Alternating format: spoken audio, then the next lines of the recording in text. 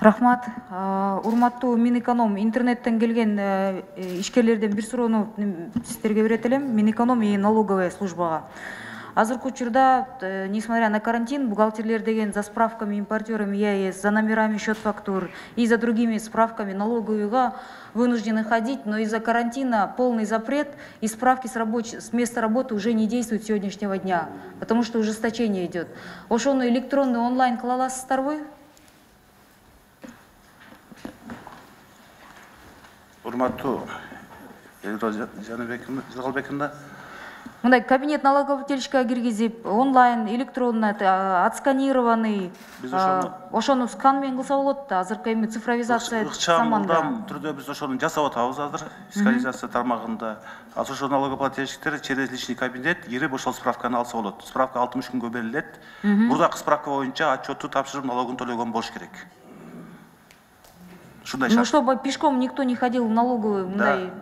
Через личный кабинет алса болот. Азыр болот уже, да? Да, болот. Ага, все. Мурдакы салыгын төлөш керек, дагы айтайын, мурда справка алган да, 60 күнгө алган. Отчетун тапшырып налогун төлөгөн болуш керек, условиясы ошондой. Так, түшүнүктүү. Эми жооп болушат да. Экинчи, пособие по безработице на сегодняшний день суммасы канча? Минэконом. Өкмөт. 500 сомго чейин. 500 сомго чейинби? Аны азыр такташ керек, Минсоцтруданы. Мен азыр так айта албай атам, бирок маалымат боюнча 500 сомго чейин. Бул суроону эмнеге сизге берип атам, Санжар Турдуходжоевич? Прогноз МСБ, сколько банкротств будет в ближайшие, если дагы 1-2 ай продлится карантин, мындай прогноз жасалды беле? Ооба. Анткени мына бүгүн президентибиз айтып атат, күнүмдүк турмуш кылган адамдарыбыздын саны көп. Ошолорду да кам көрүш керекпиз депчи. Анда безработица пособияны деген кандай карайсыздар деп суроо берип атат да. Элвира Жыралбековна, уруксат этсеңиз мен жооп берип коеюн. Бүгүнкү күндө катталган жумушсуз жарандар 156 миң адам, бул Минсоцтрудтун маалыматы боюнча. Анан ошо биз дагы түшүнүп атабыз, азыр жумушу жок калгандар, баягы чогулткан каражаттары жок, ошондуктан күнүмдүк оокат менен кылып жүргөн жарандардын саны мындан да көп деп муну түшүнүп атабыз. Ошондуктан биринчиден азыр Матрезерв тарабынан 10 миң тонна буудайга разбронированияга чечим кабыл алынды. 28 мартта өкмөттүн буйругу чыкты. Анын ичинен четинен таралып баштады, могу Бишкектин тегерегиндеги жанагы жыл массивтерге. Бул да жумушундан ары улантылат. Андан тышкары азыр продуктовый пакет түзүү боюнча иштер башталды.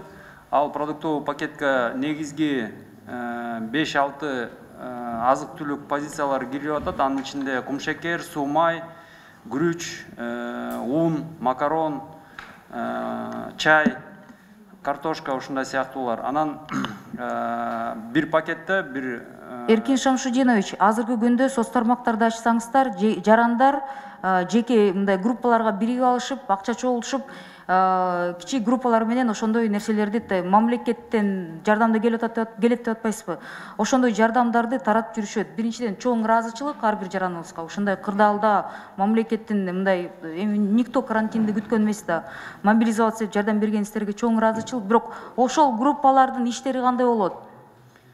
Биз пландаштырылган иш боюнча жанагы продуктовый пакеттерди түзүп туруп, бул продуктовый пакеттерге бюджеттен каражат бөлүнөт. Андан тышкары биз ири бизнеске кайрылалы деп атабыз, алар дагы демилге кылса деп. Анан донорлордон дагы гум помощь катары бул продуктовый пакеттерге каражат суралып атат. Анан жергиликтүү бийлик менен ошол Домком квартальный акимчилик, мэрлер, губернаторлордун күчү менен ошо тизмелерди түзүш керек. Анткени жанагы Минсоцтрудтун тизмесинде баары эмес, а жерде бир топ жарандар, муктаж болгон жарандар ал тизмеге кирген эмес. Ошондуктан жанакындай жергиликтүү бийлик менен тизмелерди түзүп, анан ошондой. То есть бул бюрократия азыр дагы 1-2 жумага узарат экен? Жок. Ыкчам. Бул ыкчам мына ушул жумада баштала турган иш. Анда жарандардын да жумуштарын баарын бириктире турбайсыздарбы, бир направление баары биригип иштейсиңерби ошондо? Ооба. Дагы бир суроо, без налоговый кредиттин азыр порогу канча? 50 миң сомбу? Ой, без залоговый кечиресиздер. Залогсуз кредитти азыр кандай суммада берилет? Просто Нацбанкты көрбөй атам. Орун басарлар барбы? Жокпу. Без залога азыр канча берилет? 50 000 сом берилет деп мага айтып Мен атышат. маалымат берип коеюн. Барбы? Менде бар маалымат боюнча ар кандай банктарда ар кандай порогдор коюлган, орто эсеп менен алганда где-то бир 200 000 сомго чейин. Сиз 200 000 сом деп эметип атасыз, кичи бизнеске деген патологу 50 000 сом. Ошону мен суранат элем, кичи бизнеске без залоговыйдын порогун көбөйтүп туруп, анан пени штрафтарды, жанакы азыр Нацбанк туура кадамдарды киргиздирип атпайбы, ошолорду бул малый бизнестин без залоговый кредитине да мындай тиешеси болсун деп суранат элем да. Порогун чоңойтсоңуздар. Потому что без совсем малый бизнесте, эгер кредитный история эчтекеси жок болсо, максимум 50 000 сом берилет экен.